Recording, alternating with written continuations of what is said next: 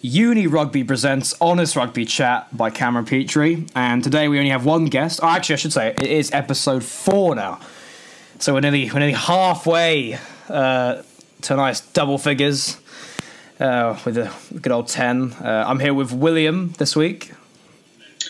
Hello. And William is our only guest, as I'm very bad at letting people know when the podcast is. So that is it, really. I'm being honest, that really is it. But we'll jump straight into the rugby, because people don't want to hear about how bad I am at organising stuff. What do you think? First of all, we'll quickly have a touchdown on today's news. What do you think of Scott Williams joining the Ospreys from the Scarlets? It's a surprise. Just the fact that the Scarlets are so upwardly mobile. The Ospreys, I know, obviously, not every season will be as much of a struggle for them as this current campaign has, and they've been a bit unlucky. But the Scarlets had actually become the first Welsh champions since the Ospreys. They were looking very progressive, even with the loss of Liam Williams, and it was quite a surprise really to see him going the other way. And I can only imagine what must have happened in terms of the contract situation, because for the player, I'm not quite sure what the major chat should have been, given that he was also a Scarlet's product. So it's very interesting. Great for the Ospreys there. Yeah, well, that's it, William, isn't it? You think when you come to think of like the great sort of European sides of the year over the years, or champions, they don't rest on their morals, do they? If they keep their best players, and then if anything, they sign better players then in to come in, and there's always a competition for places. So seeing the Pro 14 champions losing not just Liam Williams, but now another Welsh international, seasoned international as well, in Scott Williams, that's in the centre. I think it's a huge loss. It's a huge. But say that who do you think's gonna? I can see Hadley Parks and Jonathan Davis when obviously he's back. He's had a horrendous injury, but there is depth there. There is depth, yes, especially in the back line as well. So I wouldn't have thought they'd struggle too much, though. I would have thought they'd miss having the Davis-Williams combination, which is a huge part of their victory in the Pro 12 last year, Pro 14 this year. Well, that's and Liam Williams was unbelievable. I think it's easy. That's the only word I can describe the way he played last year. So losing both of those is, but as you said, there is good depth. And I'm sure Scarlets wouldn't have let him go, easily. I'm sure there was firm negotiations. We also with Dragons actually have signed Ross Moriarty and George North, haven't they? So opinions on that? Dragons, who are usually the sort of the nation you think, well, not nation, but the region you think of as the weakest of the Welsh regions. It's looking up. The contract restructuring for Caps was always likely to help them, and to be fair, it's good and well. Let's go straight to all internationals. So should we start off with England? I think that's the main thing. That's what we always do. 48-14 win against Samoa. Experimentation in the team. Sam Simmons in. Other new guys in. Opinions. Well, what do you think? Pleasing, and a pleasing end to what has been a very pleasing autumn. The aim was to go unbeaten. I think that was the expectation, actually, to go unbeaten, but England have. And they've done so whilst managing to test their player pool, which is very important, particularly given that the All Blacks will be coming next year. And also experiment with a couple of new players. Well, maybe not actually experiment, because we know sort of the core England squad, but to give chances against Tier 1 and opposition, or give chances in front of Twickenham's fans for a number of players, and a number of them did impress again. The same players who were at the forefront of the 2 wins against Argentina in the summer, they've gone back to their clubs, they've gotten stronger, and there were sloppy elements of the gameplay, but overall, I don't think you could be too unhappy with the performance. Yeah, I agree with what you're saying there, and although Elliot Daly was outstanding, it's quite funny. I heard him talking, saying that Eddie Jones gave him real confidence to play on the wing. Because obviously that, I don't think he hadn't played there much before. He'd been a bit of a 13, 15, but hadn't really played wing that much. But he seems to be thriving there now, and obviously that's coming through Eddie Jones' selection. So yeah, what do you think about that? Really, just how well Daly. I think we always knew Daly had the talent, but he's progressed wonderfully, hasn't he, under the guidance of Jones? Yes, and we're so lucky because he's also multi-talented. He is not just a pace merchant. He can defend. He can. I mean, first of all, it's amazing to think about it. He's a utility back. So we have coverage in all positions, which is very important during things such as World Cups, where you'll have one very attritional game, or actually even the Six Nations. The pace he's got is brilliant, and I think every nation sort of needs to have that one player with lightning quick in terms of pace he has. His positional play and his intelligence has been just wonderful this autumn. That try against Australia, I think, is the most typical Elliot Daly now, compared to the raw, finished, exciting possibly was at Wasps, where he got to that ball no matter what, and he kept on going, and he took England away just in the space of a minute by having the commitment that Beale didn't. And I felt that was really telling. Yeah, definitely. Well, we discussed that, didn't we? With Beale sort of casually strolling over, and Daly just pelting it down that way and kicking it through for the try.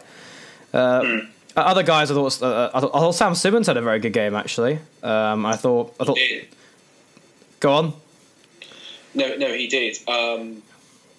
Also, it's important because another potential number 8.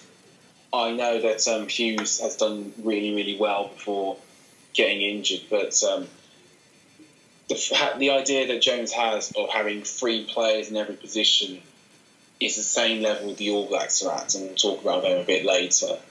But to see him play very well was really, really heartening, especially as I think when he started, I think he'd won his first Six Nations, and then they'd gone down to Australia. The big worry was what would you do without certain players, and Billy Vunipola was one of them. And I think one of the biggest positives actually this autumn is we know we can cope without him. We know Nathan Hughes is up to the job, but Simmons is progressing too, and should only get better. Yeah, and I don't think that is the way Jones views it when we have injuries. He's not negative ever. He sees it as an opportunity to develop squad depth. Yeah. And obviously with guys like Vunipola out, but then guys like Hughes and Simmons there to back him up.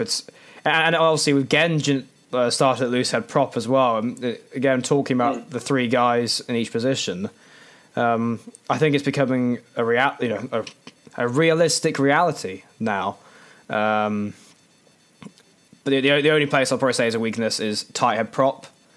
Where we seem to have loads of those guys coming through a few years ago, and now I don't know. It's very. I remember guys like Henry Thomas were developing fantastically, who just completely seemed to have fallen off the chart. So yeah, I don't know. Not sure about that. But anyway, I think Slade was fantastic at 13. I thought Alex Lazowski had a great game at 12. Yeah. And I'm very excited about Lazowski, actually. I'm very excited about him. He's got that raw pace as well, which is very underrated. And it's not. I'm not going to say it's Barrett-esque, but when he takes that ball very flat off 9, and he goes for a gap, and he goes for a. In between 2 players, he's pretty tough to stop. He scored a good try actually. So I think England are looking good. And actually another topic is Samoa with the whole bankruptcy issue. Payments either way, not sharing the match fee. I mean, you got any opinion on that, William, or not, or just do you want to stay away from it? Well, all credit to Samoa for playing as they did, especially against Scotland, and for long periods against England as well. They were very clever again at the breakdown. They took advantage of Launchbury's injury, and I know England were a bit slow with getting the second man to the breakdown. So again, all credit to the backs, but they made it very difficult for them. And 20 turnovers conceded, it's a lot for Jones. He will have had a long talk about that in the post-game debrief. And the way they were managing to drive big lads off the ball, who were hardly wet behind the ears in terms of experience, is very much worthy of note. I also personally, and I know matters are complicated in this, but I was of the belief that there shouldn't really have been any barrier towards England giving some of the Samoans their match fee. Or even the RFU giving Samoa a fairly decent chunk of money in tough. I think all the Tier 1 nations should have done that as well. You know, Scotland, obviously, England are far richer than Scotland, but they do not lack for cash either. And these are not players who are struggling either in terms of match day revenues or general player contracts. Yeah, you make valuable points there, but I reckon the players' counter argument would be, I'm making a living through a profession which is rugby. Why do I have to share my match fee that I've worked for? So what would you say to that sort of view? And the point is that people are making is that shouldn't Samoa sort themselves out because they apparently have problems higher up, compared to then England, where obviously they're all earning a lot more money from playing for England. So that those guys are sort of like, well, I'm earning money playing for England. Why do I need to share it with, with other players? So do you understand that sort of view or not? I understand that sort of view. They're entitled to keep money for themselves, but there has been very much the inclination, let's say, that there were going to be some personal donations made at least. And my sort of blame really lies more with the RFU, actually, given that it really is a drop in the ocean for them compared to, let's say, players. Although they have, of course, worked very hard for their match fees, and I'm not begrudging them that.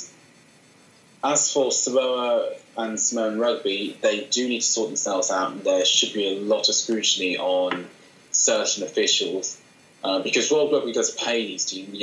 Flights to accommodation are paid for. They are given a certain amount of money out of the budget. They're not told to be completely self-sufficient. But I felt perhaps it could have been done as a small gesture. Because I don't know, £650 per player for Samoa, £22,000 per England player. I'm not saying their match fee in its entirety should have gone to the Samoan, but it's like less than 5% to double their match fee. Yeah. Again, maybe I'm moralising a bit here. The real problems with Samoan rugby and World Rugby, but I personally felt it was a bit of a shame to see that. Yeah, and it's the classic human emotion coming across, isn't it? It's I guess it's injustice in a sense. I mean, it's no fault of the England players that this is going on. But they're both playing in front of 82,000 people. They're both professional rugby players. The difference in fee shouldn't be, I guess, so dramatic. But that's the way rugby is, though. With especially with the finances now, with England and France, with the way that they seem to be taking all the best players from some hemisphere as well, just because economically the clubs have more money. And you've seen that with South Africa, aren't you? all the players leaving there because the rand is such a weak currency. It's not that hard anymore to attract some of South Africa's best players, which I know aren't as good as they were, obviously like in 2007. But it's a whole other discussion, that is. I think we could talk about it for ages. But it's a really hard one. It's a really hard one because it's money runs it. But then again, is it at the expense of the South African international team? So it's a really tough one, and let's be honest, William, it's at most a 15-year career for a rugby player. Really, not going to get much. I'd say that. Not to mention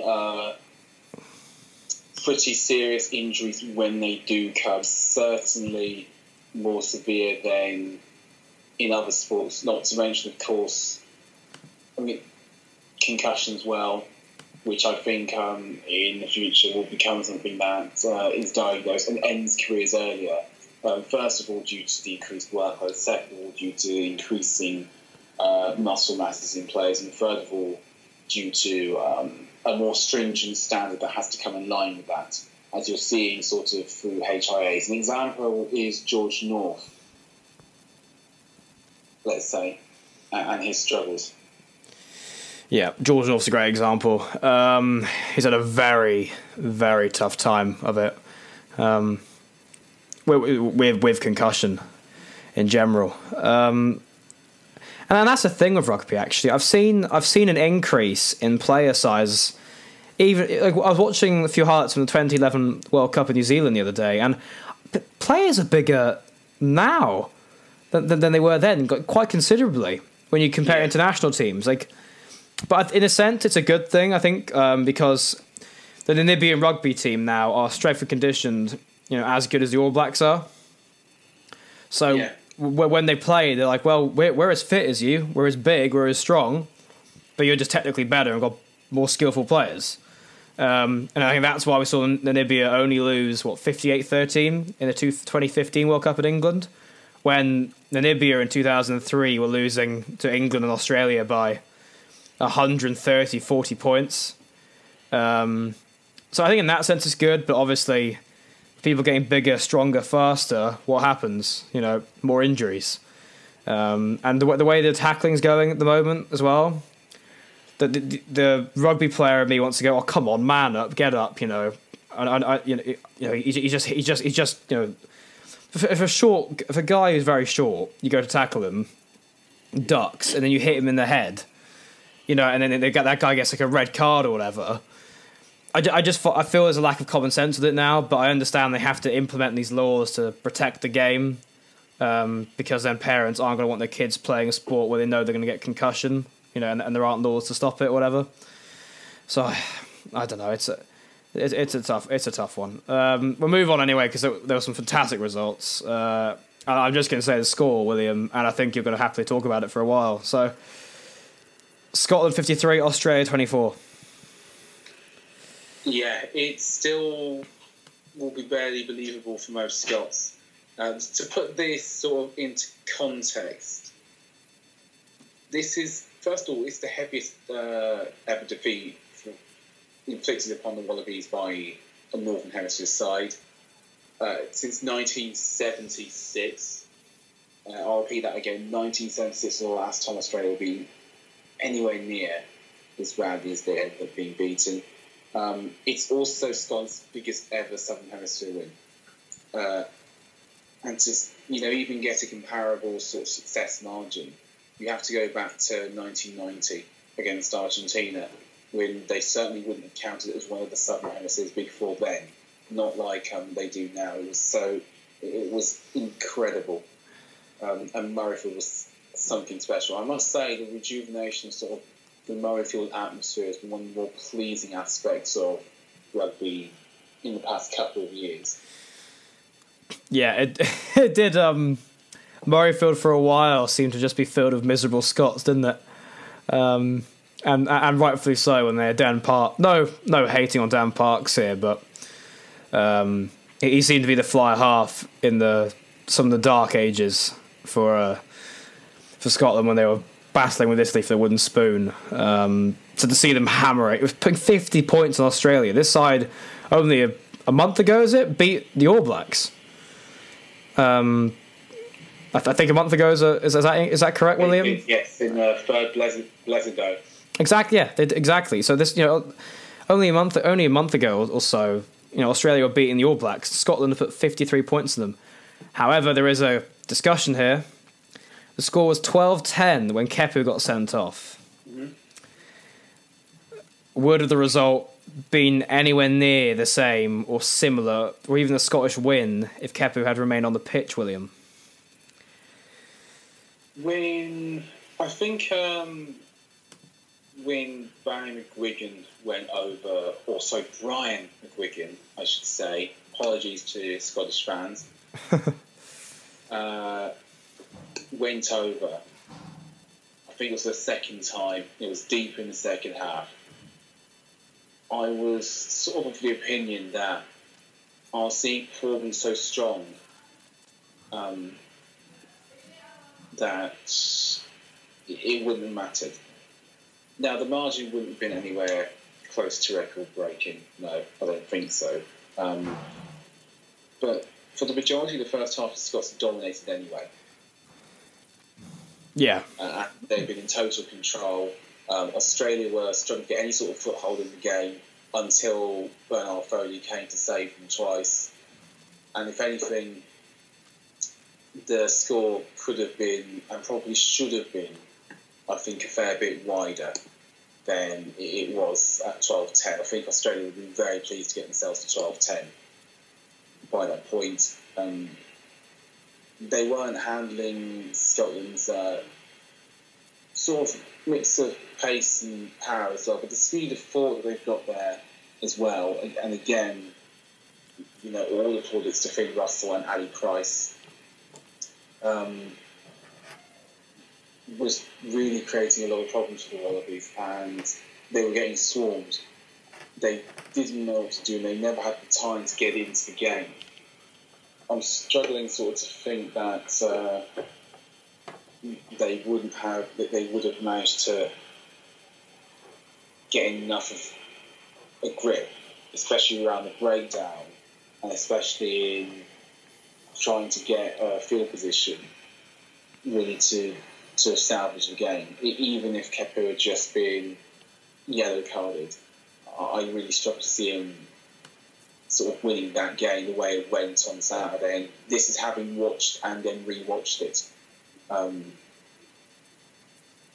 Because the first time I watched it, I wasn't at home, I was out, and the second time I watched it, obviously I did it with the benefit of considerable hindsight, but there was one team in the Ascendant scene. I don't know what you think, but personally I'd seen only one winner for a while, and it was Team Blue. Yeah, I agree with you, William. I did feel at 12-10 that Australia were... Do you agree with me? Getting sort of... It was sort of like they'd taken a bashing and somehow come out alive, but I could feel the ship sinking. That's the way I could the way I can put an analogy on it. I felt they'd won the early stages of the battle, but their ship had taken a battering, and I could see it just breaking, and then just sinking, and then that sinking is Scotland just overriding them with runners, which they did. They destroyed them, and very happy seeing McGuigan get a go. And I know he didn't even start, did he, McGuigan? He didn't even start, and he got. I've watched him for Sale quite a lot this year, and he's not a massive man, but he's very tough to tackle. He always he wriggles out. He's got a strong core. He turns a lot, and his feet are pretty good. And I was watching Cora Betty trying to tackle him. And we know Marika's a strong man, and he was just wrestling McGuigan to the floor. McGuigan just kept driving forward. So shout out to Byron and all the Sale Sharks fans. Very happy with him. And Sale Sharks have got some wingers now, haven't they? They got O'Connor, they got Yard, they got McGuigan, Solomona. Yes, indeed. Also, I believe Faf de Klerk. Yes. Got my head. Yep. Yes. They got some players there now at Sharks. Some serious players. Keep an eye out for them. But great win for Scotland. And and and actually, this is a talking point. When I, like, I don't know about you growing up, William, but England were awful while I was growing up for the majority of it. They had a very jammy World Cup in 2007, got to the final. Yeah. Apart from that, it was misery. And if we had one jammy win over Wales, because Wales were even worse than us, I was just ecstatic. And that was my World Cup. I got to that stage. But like now, I actually see the British, and growing up, I always thought Australia, South Africa, New Zealand were the big three. And I'd really say now that I think it's gone the other way. I think the Northern Hemisphere, apart from obviously the All Blacks, I think the Northern Hemisphere do have the best national sides now in general. Let's compare the four of the Rugby Championship teams to the four home nations. I genuinely feel the Northern Hemisphere teams are going to come out better. Do you agree? Yeah, I think that there's been a sizable shift since the 2015 World Cup. And I think, as a whole, Northern Hemisphere teams and fans will be very happy with where they sit, especially in comparison to the Southern Hemisphere sides. Yeah, exactly. I mean, South Africa is a whole other discussion. There's numerous things we could say, the reasons why they've gone downhill. I know there's tons of stuff about Australia with it's basically dying at schoolboy level and stuff, but at the moment they still have some outstanding talent on display, and I genuinely feel it's just Ireland have progressed fantastically under Schmidt. Scotland have re-emerged because of Cotter doing an awesome job. I think Townsend's come in and just picked it up from there. And obviously Eddie Jones has revitalised England, and I think Wales have been a solid good team for a while. I don't think they've improved massively recently, but they're a good side. They give most teams a game, don't they? They do. They're having a restructuring, which is probably long overdue, and I think they played a lot better than their score against. They played a lot better than the margin might have suggested against New Zealand and also against Australia. For all, I don't think they deserve to win either of those two games. I think you could see a lot of progression from them by this time next year, and we'll see how things go against South Africa at the end of the week. Yes, that will be a very interesting game. Actually, we'll talk about the New Zealand game first, but looking forward to that. That will be a very interesting match against South Africa. I've got to say, I think Rico Ione is absolutely awesome. Did you see the try off the line out? Yes, I did. With the wraparound. I mean, that is serious pace, because he's the way he skinned. I think it was Scott Williams, and I think it was Steph Evans came back off his wing to try and jump on his legs.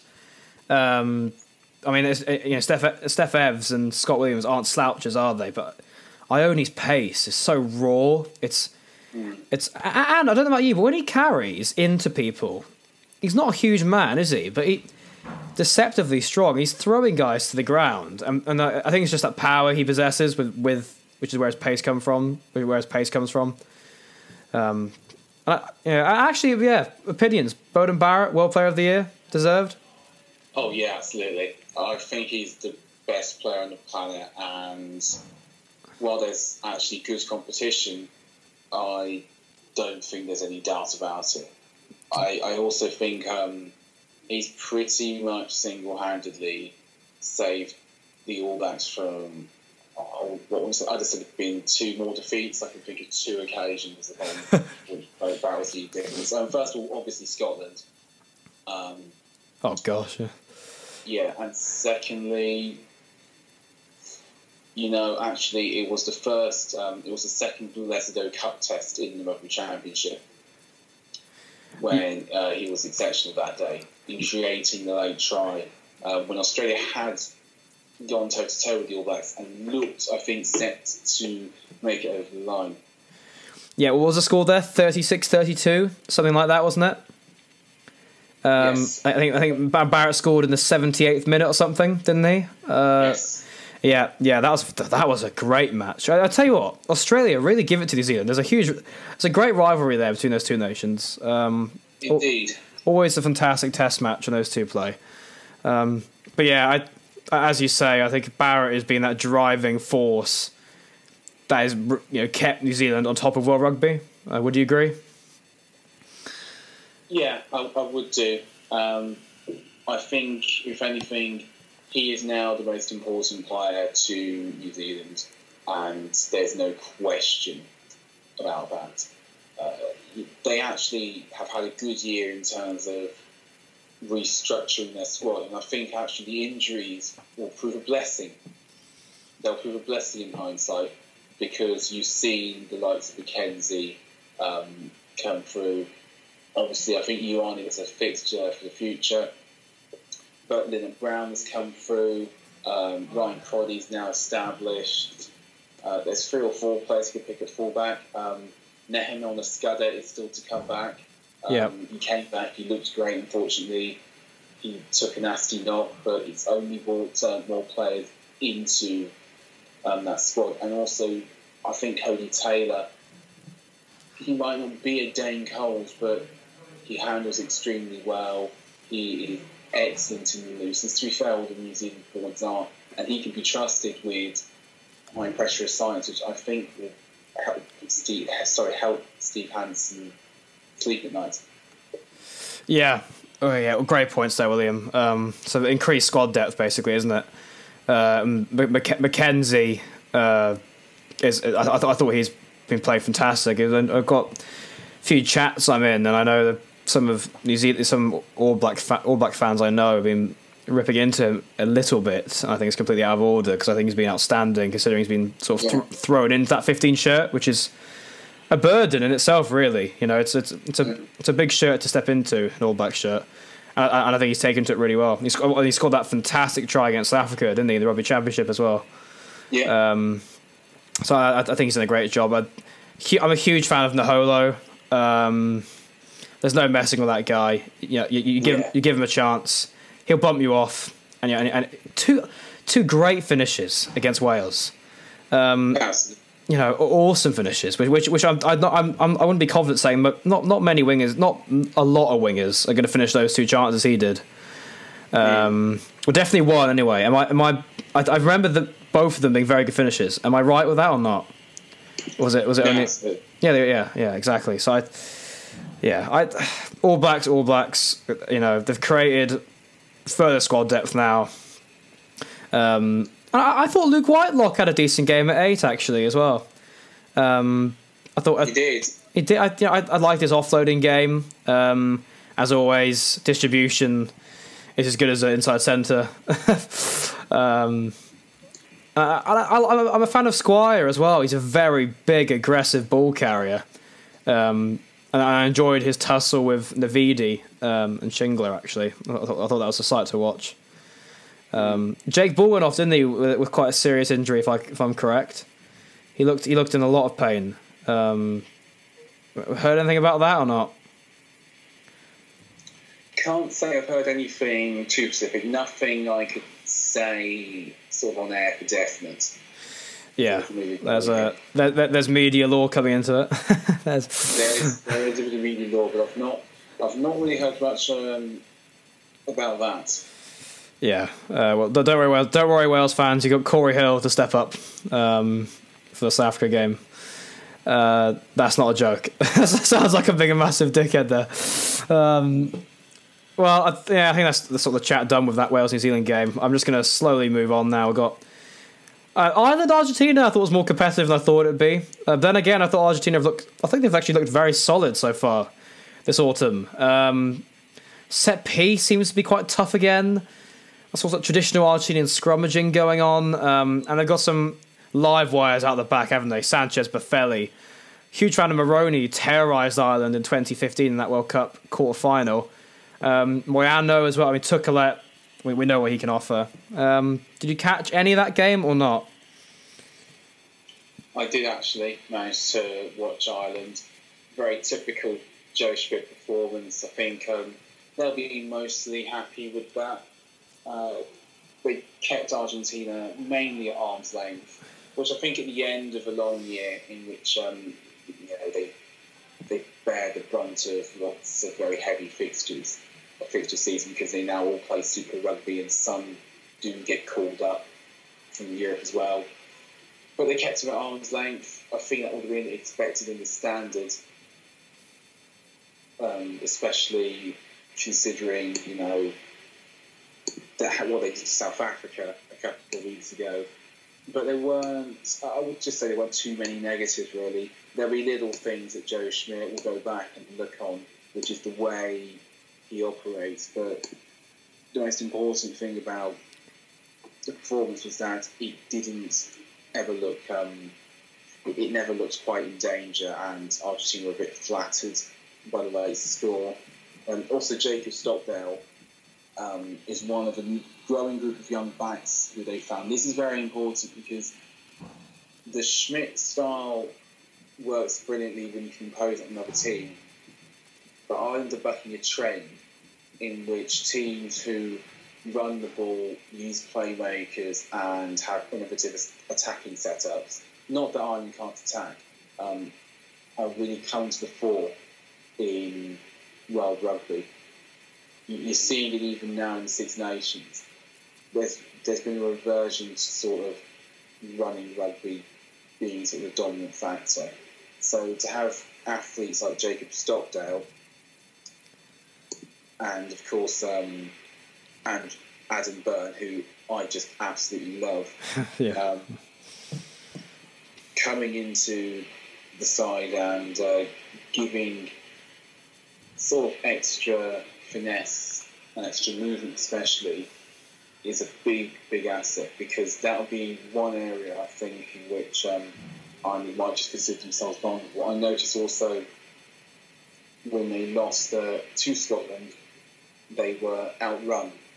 Scotland were more clinical, they took more of their chances, and of course they had more pace and hop. Yeah, I agree with everything you said there. I think Scotland's back moves and back players, especially under the guidance of Finn Russell, are just fantastic to watch. But I feel Ireland are actually definitely getting there. Obviously, you got the classic Johnny Sexton wraparound, which I don't know how in 2017 people still haven't figured out yet. But huge fan of Adam Byrne. Jacob Stockdale, he scored 2 tries. I'm pretty sure he did. It's good to see these guys coming through. And I, as we said last week, I do think it's I can't remember his first, Dave Carney, the winger. I think it's probably with these guys like Adam Byrne coming through and Stockdale. I think he's in for a tough one. Especially got Andrew Conway as well, who I'm a huge fan of as well. So it's definitely good for Irish rugby. This sort of wing depth, which just sort of just come out of the blue. But these guys, make no mistake about it. These guys like Byrne, Stockdale, Conway have been grafting at their regions for a while now. And indeed, Byrne was sensational in the Pro 14 last year, and has been very good for Leinster again. There's a growing core of young Leinster players, including the sadly injured Joe Carberry, who are all playing amongst each other. No coincidence that Ireland's best sides before Schmidt had the Leinster backline core, along with many Munster forwards, and I'm beginning to see that again. Sander, O'Mahony, as an example, but you've also got Stockdale, Byrne, Carney, Sexton, and of course, in a sense, actually, we should talk about Bundy Aki and Chris Farrell. Yeah, we definitely should. I think Bundy Aki has been awesome. I mean, if you've got a Crashwell centre, don't send him down his channel, because obviously he'll kill you. But he's also great on the crash. His distribution's actually very good as well, which you'd expect considering his background. And I think he's sort of been perfect, really, slotting into that 12 position. I think I'm right saying he's the player Ireland needed for that 12 position, and they've got him now, and I think he'll be great to watch in the Six Nations. And Chris Farrell, didn't he have a great game against Argentina? I think he definitely got the better. I think he definitely got the better of Maroney, who I am a fan of as well. But were you impressed by the centre partnership, William, for Ireland? I was. I've been watching Power for a while at Munster, and I speak a lot to Tom Savage, who runs the Three Red Kings website. And I know Tom has been very impressed with him for quite a while. So, yeah, no surprise to see him get a cap. I think actually lovely to see him finally get onto the international stage. I wouldn't be surprised if by the time Six Nations comes around, he's impressed again in Europe and possibly starts, actually. Really? Big call? Big call. But that said, he'll get his chance at Munster for sure, and Schmidt pays close attention to everything that's going on in Irish Rugby, particularly Europe, where Stander made his name before becoming eligible, where Bundy Aki made his name before becoming eligible, at least when he started. Yeah, that is a good point, and especially we've discussed this numerous times. But obviously, the Champions Cup now, match intensity is just as great, really, as Test Rugby now. So if you're seeing Chris Farrell do it on that stage, and younger guys doing it on that stage, or like Adam Byrne was last year, I thought Byrne deserved to call up actually earlier than when he got it. But I guess Schmidt knows what he's doing, doesn't he? Do you agree with that? Do you think Schmidt's brought them in at the right time, or could he have introduced one or two a bit earlier? He could have, but he's managed to balance winning first with sort of staggered introductions, and probably, it helps they start in the autumn. I think with Byrne, he's particularly raw talent. I think it helps also that he's had a chance to see him maybe outside the Six Nations, because the side's been brought along nice and slowly. He's not going to do this all at once. He's got another set of autumn internationals next year, plus of course the Australia trip. So it's all building quite nicely, and I think Schmidt will be happy because it's been 7 games since they were woeful when they went to Wales. Possibly the worst performance of the Schmidt. 7 games since then, 7 games unbeaten. Possibly the most dominating performance of this autumn against South Africa, so it looks rosy for them.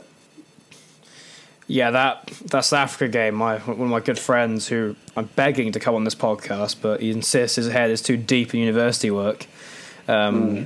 He can he found that very hard to watch because I have not seen South Africa. I guess I was about to say that the All Blacks did beat them 57-0 as well. They've had, if you're a South African fan, you've had a tough couple of years. We feel your pain. We've been there with England. This is right back to God. You see, I love him as a player. This is right back to the Johnson days. This proper Johnson days of just Flood kicking it aimlessly into the air. Yeah. Some random chase where it's a staggered chase. So then Luke McLean runs it back. Looks like Musmilaina nearly scoring, and it was just. I remember I actually celebrated a 15-all draw with one of the worst Scotland teams I've ever seen back in I think it was 2010, and that's where I knew I've definitely picked the wrong time to support England. And Ugo Monye on the wing. I'm a Harlequins fan, huge fan of Monye in his prime. But so me and William, we understand your pain. We've been Brian Moore understands the pain as well. Some of the clips I've seen of Brian Moore in the past. Oh my gosh, I need to go. Honestly, so I can't think about them. Otherwise, they get me going. There was one more fixture actually to discuss, and I'm trying not to get cramp now because I was laughing so much about Brian Moore that's giving me cramp. France, Japan, 23-all. Come on, France, please. I want the Six Nations to have every team going for each other. And when you draw at home, and struggle to draw at home to Japan, and this is not, I mean, I'm not firing down Japan here. I mean, I think they're world number 11s now. You know, so they're Japan are a good side. They're no mugs. I'm about to rip into South Africa again here, as they know. But that is in front of a packed out Stade de France. That is I don't care if it's a bit of a weakened team. That's not a good enough result, is it, William? No, and I think there's going to be quite a depressed mood hanging about French rugby, because actually there wasn't that much wrong in the defeat to the All Blacks. We probably would feel they had a good amount of second half territory. They managed to really get at them, make it work for it to get them on the back ropes and rally from 31-5 down. But the defeat to South Africa, we'll just see as a missed opportunity, which it was with South Africa reeling. As for this, a lot of changes once again, making everything sort of quite difficult. They can't agree on a side and sort of get going. They can't really agree on a core and sort of get going. And whilst they have a couple of new players coming through, and again, the halfbacks for the New Zealand game were incredible. A lot of familiar faces came back into the fold, and I don't think they were very happy with their performances. You had Slimani, Girardo, Poirot, Bahmaina, Tafiurena, Picamol was packed down at 8, Spedding was at 15, Thomas was at 14 on the wing, and Tranduke, of course, was at 10. So they made changes, but they packed a side you wouldn't blink twice like we saw in Six Nations, and they will be worried. But Japan will be delighted. I think they've been written off just a bit, but might have enjoyed that. I think that the draw on foreign soil will do them a lot of good, especially given that the World Cup is coming back to home turf. And we have to remember they are now with a Super Rugby franchise.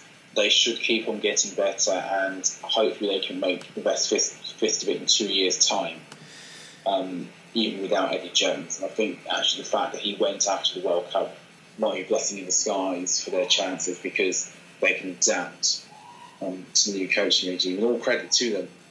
All credit to them, because they fought back to get there and to get this draw, and it was deserved.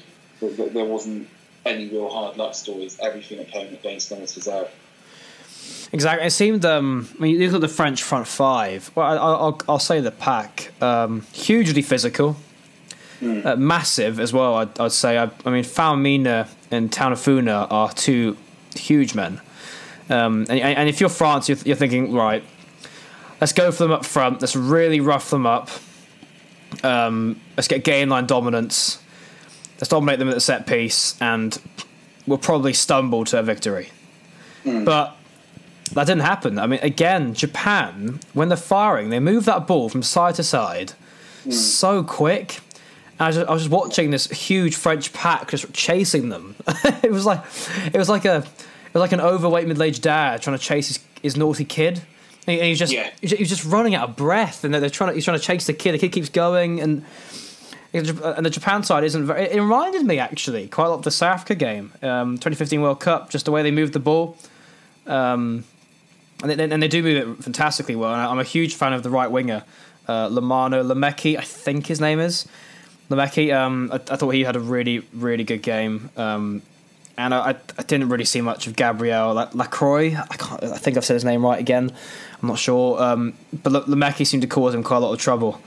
And I know Lacroix scored, but I thought Lameki looked far more dangerous in that head-to-head there. And it's just, you're thinking with France. and they were struggling at times massively with the way Japan moved the ball with him. Which for a tier 1 nation, I say that I think the world number 9s now, Japan are world number 11. So that's quite an even game, really, isn't it? When you talk about it like that, these guys are close to each other in the world rankings, and the score came out like that. But if I'd said to you 10 years ago, France would be, scraping a draw at home to Japan, a sold out start to France, I think you'd have told me, "Shut up, Cameron." So I don't know. French rugby is in a state at the moment, and again, as a huge missed opportunity with a game against South Africa, and this isn't a missed opportunity. This just isn't good enough.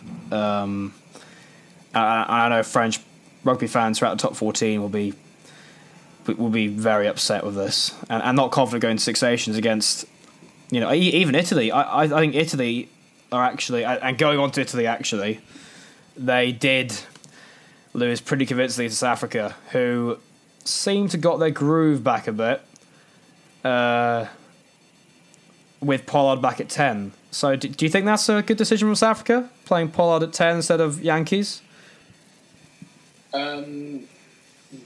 It worked. It would have worked against Ireland to play Pollard, but it wouldn't have worked against any of their other games or other opponents. To play Pollard, because Yankees, I think, is a more exciting player. I think certainly I'd always pick him for a South African track. He moves the ball better, and he does have a decent relationship with the centres. The problem is that Serfontaine is at Montpellier. He's a huge loss because he understood Creole quite well. And when those two were together, you did manage to see the likes of Courtney Scosan get decent opportunities. They missed Serfontaine a lot for distribution purposes, and they still quite haven't adjusted as well. And I think it depends very much on opposition too. Why aren't they picking Serfontaine even though he's gone to Montpellier?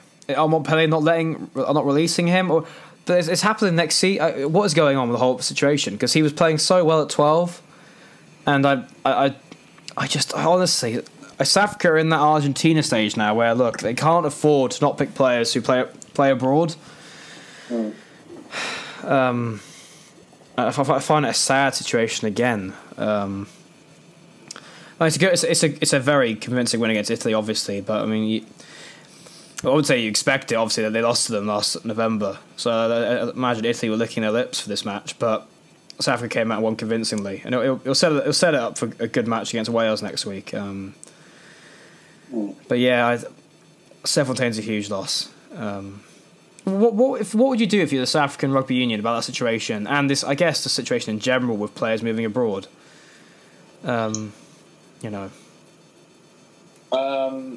Honestly, I'd try and make a generous cap. I'd try and do a Wales night. So if you've got, say, maybe 20 or 25 caps, you can come and play. And that keeps everybody about for about a season and a bit.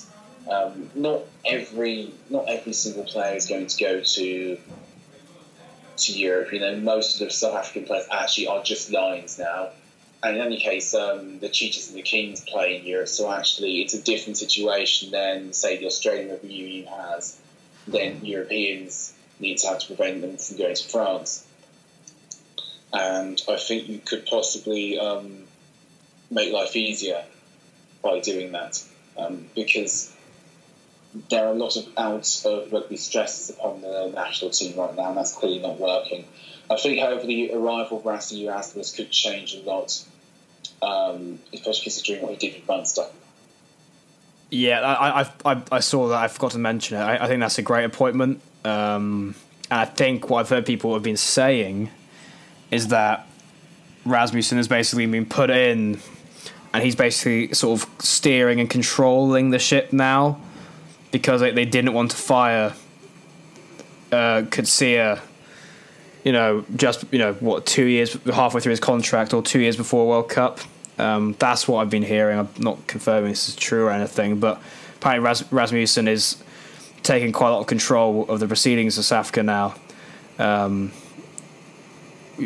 could see it as sort of not taking a back seat, I guess, but he's being influenced by Rasmussen, which is what you'd expect. And as you say, William, he did a great job at Munster, because there's definitely talent to play with there with South Africa. But this. I think the back three. I'm a fan of Coetzee at fullback, but what's your opinion on Lades and Skosan as wingers? Skosan got a future because he's explosive, but he's the sort of winger who needs to be put into space. He is ever so reliant upon getting good ball from set-piece moves and finding half gaps. He needs to be put amongst forwards. But when he does get put amongst forwards, I think he is very useful. Hence why he looked good during parts of the Rugby Championship on a fast track. I'm sort of thinking he's a summer player now, where the air is dry and there's not much dew and he can grab the ball and a passing game comes to the fore. Yeah, you think he would thrive in that sort of environment? Yeah, I do. I definitely think he's the sort of player for your mid-season internationals rather than your end-of-season internationals. Yeah, especially when he's coming to particularly Britain in the winter. It's probably not his ideal, I guess, conditions that he wants to play in. I've heard that France. We'll look to the Wales and South Africa game now on Saturday. Last autumn international. Obviously, it's outside the. I'm now playing with my fingers. International window, World Rugby international window. So I don't think Dwayne Vermeulen can play because his contract was too long. And Francois Lowe can't play either. If there's any more, please tell me. I think Wales managed to sort themselves out. Toby Palatau and Jamie Roberts are both in a very awkward situation.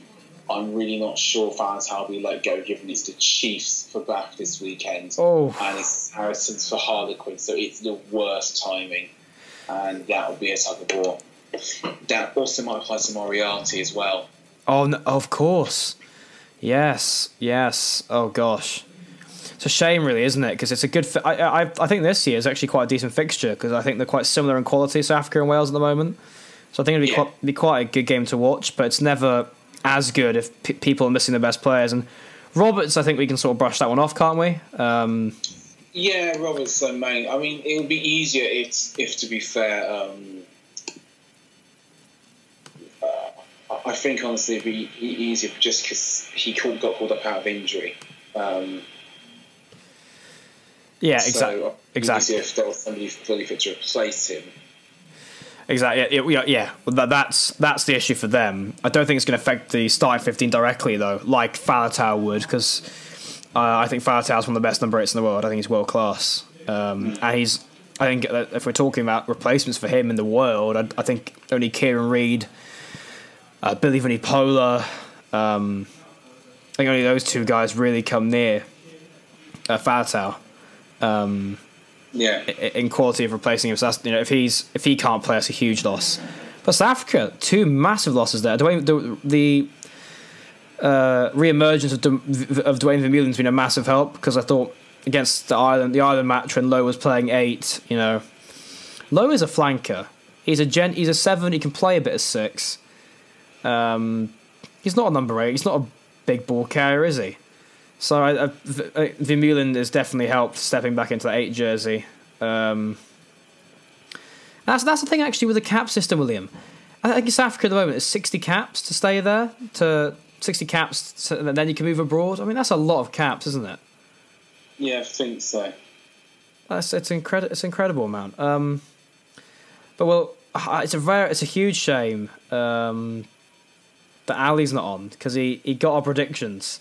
But what we'll do, he's wrote them down. I haven't got them. But what we'll do, we'll go through them next week. But we'll get predictions. I'll write them down now for the Wales South Africa. We'll discuss the Wales South Africa game, but we'll get a few predictions down for that, and we'll then discuss them all together.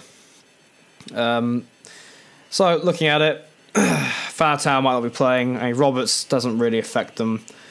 And then South Africa are missing Dwayne Vermeulen and Francois Lowe, which is 2/3 of their back row. So I mean, I don't really have to tell you how much of a loss that's going to be. Who are you putting your money on, William, or who would you put your money on? No, Wales. Wales all day. Very confident, William. Very confident. Yeah, this South Africa side currently right now is not so much. On the results, you'd say the same as Welsh side, but they've probably played better than South Africa, having both their defeats. I just don't think they'll have as many running threats to face from South Africa as they did against New Zealand. I know they got a bit of stick for their tackle percentage because it was below 90. I think they missed something like 24 tackles, but in reality, Rike Ioane beat 5 defenders on his own. I was about to say I think Rico beat 20 of them. I think. Yeah. When the All Blacks got the ball, they wreaked havoc. But it was interesting to note how well Wales did keep the ball and how effective they were at putting the squeeze on in terms of territory. Should they do that against South Africa, I'm just sure they'd be naturally more rewarded. So, assuming they can keep the standards, to be fair, just the standards that they've kept for this autumn with their, first team, I really would think that they'd be fine. I think they'd hope to end it on a high note. Yeah, and the fans need a win now, don't they, really? A good win, because stuttering performance against Georgia, I think that's fair to say. It was a mess, and I don't think any of the Welsh second 15 did themselves too many favours. Yeah, in terms of trying to break into the first team before the Six Nations, I don't think any of them did too many favours. That's not to belittle Georgia; they played very well. Yeah, I agree with you. I thought Prieston actually played quite well. I thought he had a good game. I just think everyone else around him didn't. Sure. That's how I saw it. And Australia beat them fair and square, but I thought Wales had a pretty good game. I thought they gave it to them. They gave them a very good test there, and I think, as you said earlier, I think they've lost to New Zealand fairly, and they lost to Australia fairly because they were the better side. But I could definitely take positives out of it if I was a Wales fan. And I think the way Owen Williams is now at 12, and it's the first time we've seen a ball player at 12 for Wales for a while, and I think he's really unlocked the door in, I guess, finishing moves out wide, but also just getting that ball out to the wider channels and to more dangerous channels quicker. It puts less pressure on Biggar as well. Biggar can sort of offload the ball if he's under pressure, and he knows Williams is there with a sufficient kicking game and distribution game. So have you seen the improvement under Wales this autumn with Owen Williams at 12? Yeah, I think that's got to be the way they go for the future. It worked excellently against Australia. They didn't. It would be better, I think, if they'd have had him and Jonathan Davis, and hopefully Jonathan Davis is going to miss the Six Nations, but longer term, he should be about for, let's say, the middle of the next year. So I think they'll continue in the same vein. Perhaps also as important, Stephen Evans, long overdue to get into the Test team. He just looks such a natural against Australia. It's great they've got a strike runner there. Just as a sort of topic, just to quickly discuss, don't know how long Liam Halfpenny's going to be there for. He kicks very well, obviously, but he's now not like Biggar and Prieston are terrible at basically taking shots off the tee, and I don't really think he bought that much. And I think having Williams at 15 is a lot better for them in terms of playmaking. And they looked very sharp going forward. And of course, Williams actually just think his class anyway.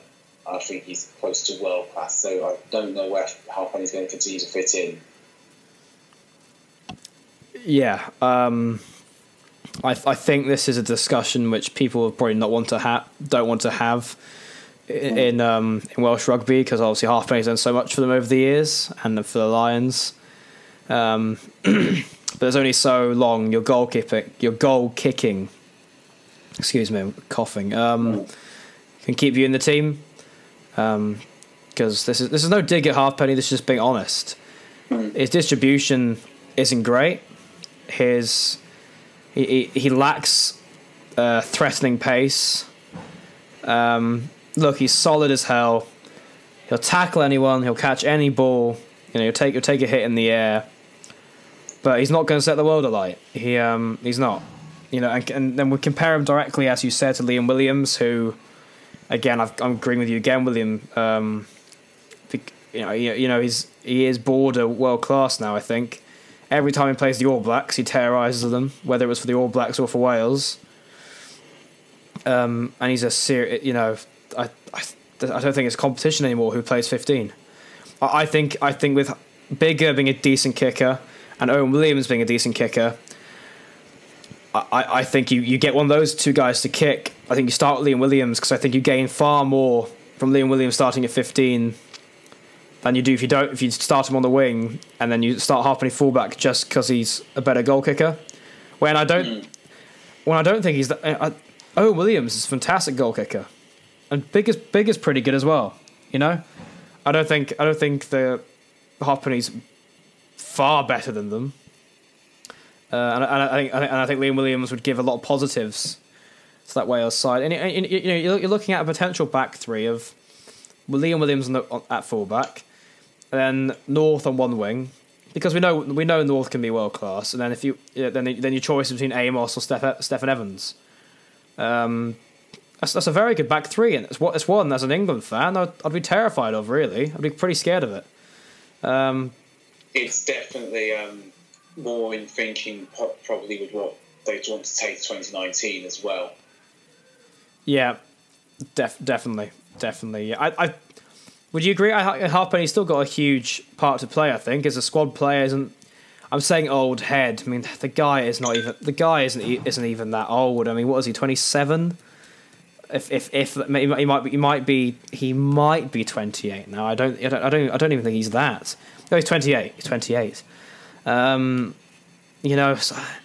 it's not that. It's just better guys have come through, and it's as simple as that. Sport is a cutthroat business, and there isn't much time for emotion in it. And I'm saying all this, but I still think he's a top player. I just think Liam Williams is outstanding, and it's getting to the point now where I just think it'd benefit Wales greatly if Halfpenny wasn't starting fullback. I just think maybe he's even it's an option on the wing. Is that fourth option on the wing instead of Cuthbert? Is that something you'd look at or not, or would you prefer seeing Halfpenny at 15 if he is playing?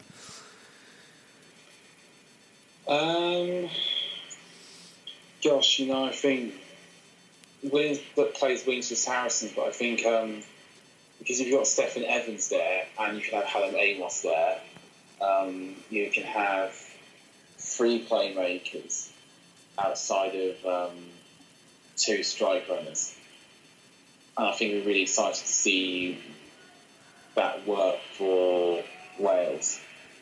So probably not. Yeah, I agree with you. I was just trying to, I don't know, get things going. But it's the way it is. It's the way it is. Amos is a better winger. Stephen Evans is a better winger. I think George North's a better winger, and I think Williams is a better fullback. And I think that's just the way it is. Nothing personally against Halfpenny. It's just better guys that come through. Anyway, we'll get predictions now, and we'll wrap the show up. So South Africa last autumn international 2017. predictions, William. Can you give us by a certain range of points? Is that okay?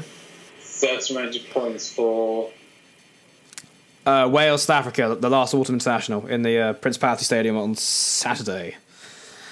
If Wales keep as much of the balls they did against New Zealand, they should be able to either do South Africa through brute force or find enough gaps to go outside them. I'd say they'd hope to do it by about, I'd say 7 or 8. Okay. Can you say one or the other or not? Let's say 7. All right, Wales by 7. Awesome. Okay, I'll go. Oof. I think Wales will win because I think Wales are a good side. I think they're a good side, and I think they're building something good here with sort of, I guess, I hate saying it, change of style, going away from Warren ball, whatever. I hate the terminology, but I think they're looking good. They've got an aggressive, physical pack which like to get over the gain line, go forward ball. And I think the backs are looking good as well, especially Owen Williams unlocking that door at 12. So it's got to be. They could win by 10, But I think South Africa they're going to be a bit more stern with Pollard there. But then they've lost 2 huge players in the back row. You know what? We'll go Wales by. I'm going to go.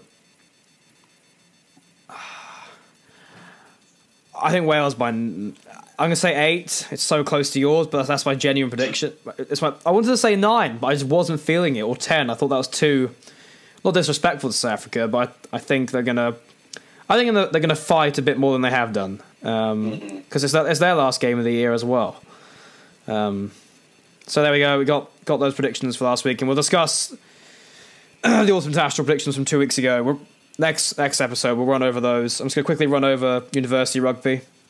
Because obviously this is for unirugby.co.uk, guys, so please check it out. I know quite a lot of university students will be listening to this. Top website, very relatable content on it. I know I say that every week and people give me banter about it, but it is.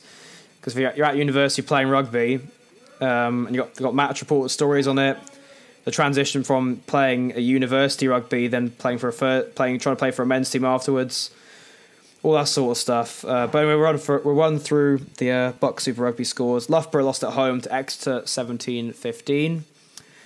And Northumbria University lost at home to Leeds Beckett 27-17. That's a great win for Leeds Beckett. I'm pretty sure Northumbria was second. Yeah, that's a really good win. Bath beat Hartbury College 24-22. Last year's winners, Hartbury, have had a complete disaster so far this season with only 1 win. Sorted out, guys. Northam-Trent, bottom of the table, lost at home to Durham 23-7. And then that is it for this week's Bucks fixture results. And the table looks like this. You've got Exeter first, Northumbria second, Leeds Beckett third, Cardiff Met 4th, Loughborough 5th, Durham 6th, Bath 7th, Hartbury 8th, and Nottingham-Trent 9th. Shout out to my friend James Wood, who goes to Nottingham-Trent University. Sort it out, James. Come on. I know you don't play rugby at all, but you go there, and they have 9 losses in 9 games. So I think we've covered everything there, really. Look forward to next episode. Thanks for William for coming on. He's had to put up with me individually now for an hour and 20 minutes. Poor man. It's a pleasure. And Eddie Williams, shout out your stuff. We'll link it in the description. But any social media people can find you on, or people you work for, whatever, anything you want to talk about? Well, I'm in the Racing Plus paper. So that's Racing and Plus, so PLUS. Every Saturday, previewing the games of the week. I'm on here, of course, reviewing them, and I'm on Twitter at KeyJOV2, KEJAYOV2, and I think I'll be manning the HonestRugbyChat podcast account soon, so that nobody has to deal with my opinions on the hard border between Northern Ireland and the Republic of Ireland. When all we really want to know is how Sam Simmons scored that amazing length of the field try. So, yes, you'll probably find me on the podcast account. If not, you'll find me in the paper. And I'm also on at KEJYOV and then the number 2. I'll be tweeting out all sorts of nonsense there, including rugby, of course. Well, there we go. Is that everything? That is everything. That's everything. Well, look, guys, follow HonestRugbyChat on Twitter. William, I think you have access to the account, don't you, on Twitter? So we do. Yeah, I'll basically what I'll do. We'll do a tweet linking the podcast, and then I'll tag William, who's on it, so you can see him there to follow. And I'm soon going to change the HonestRugbyChat Twitter bio to William and other guys who do it with me, because at the moment it's just me. It's like I'm some sort of self-proclaimed god. I do everything, just follow me. Even though William contributes fantastically to this show. So, well, guys, awesome. That's episode 4. Been a pleasure as always. Cheers, William. Thank you very much. Bye.